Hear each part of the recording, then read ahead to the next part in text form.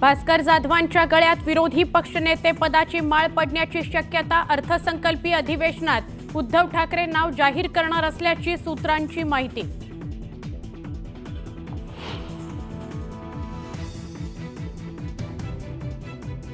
अजित पवारांनी घेतली माजी खासदार भास्कर पाटील खतगावकर यांची भेट। खतगावकर राष्ट्रवादी काँग्रेसच्या वाटेवर असल्याच्या शक्यतेनं चर्चांना उधाण।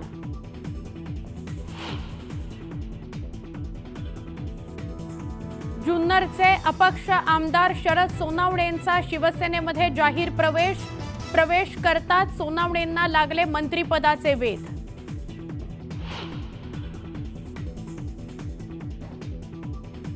प्रशांत कोरटकरनेच दिली इंद्रजित सावंतांना धमकी। सीडीआरच्या माध्यमातून कोरटकरनेच फोन केल्याचं स्पष्ट, सूत्रांची माहिती।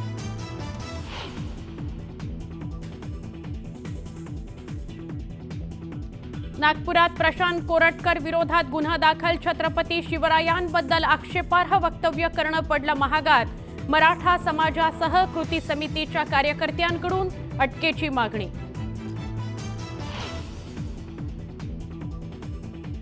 स्वारगेट एसटी बस स्थानकात जे घडलं ते दोघांच्या मर्जीनं घडलं। बलात्कार प्रकरणातील आरोपी दत्ता गाडेच्या वकिलांचा कोर्टात दावा। नराधम दत्ता गाडेला 12 मार्चपर्यंत पोलीस कोठडी।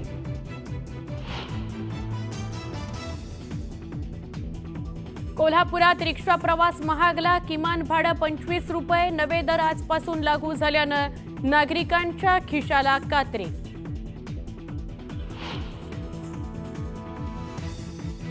मध्य रेल्वेवर आज मध्यरात्री 10 तासांचा विशेष मेगा ब्लॉक।